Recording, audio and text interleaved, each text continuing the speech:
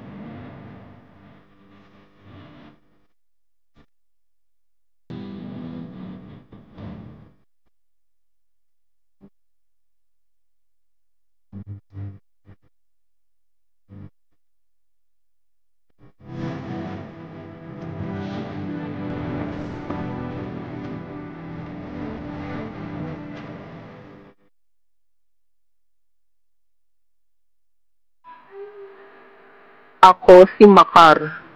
Sa buong buhay ko, wala pa akong nagagawang krimen. Pero, heto ako ngayon, pinagbabayaran ang kasalanang hindi ko naman ginawa. Nalulungkot ako na nasa kulungan ako ngayon at hindi ko kasama ang aking pamilya. Pati na ang kaibigan ko ay namimiss ko na. Payak at simpleng buhay lang ang meron ako. May pamilya ako at masaya kami. Pero, meron din naman akong kaibigan na aking pinagkakatiwalaan.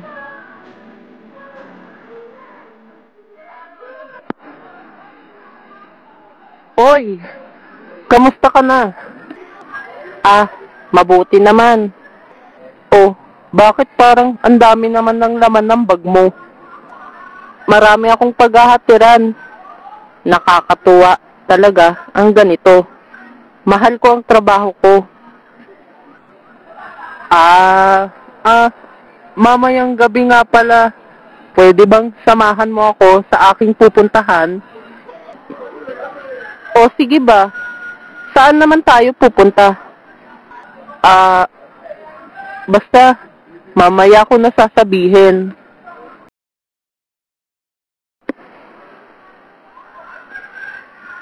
Kamusta pare?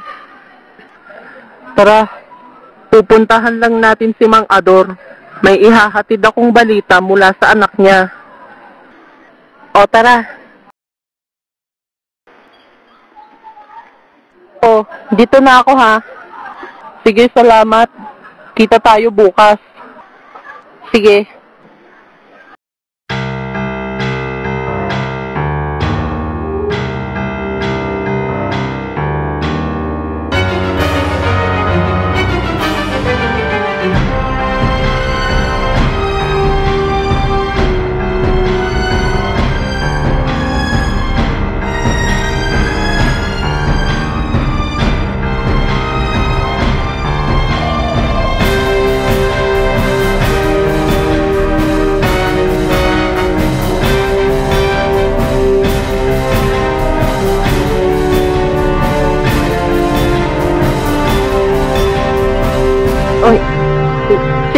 Sino kayo? What?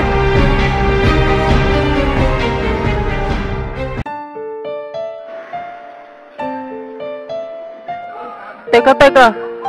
Ano to?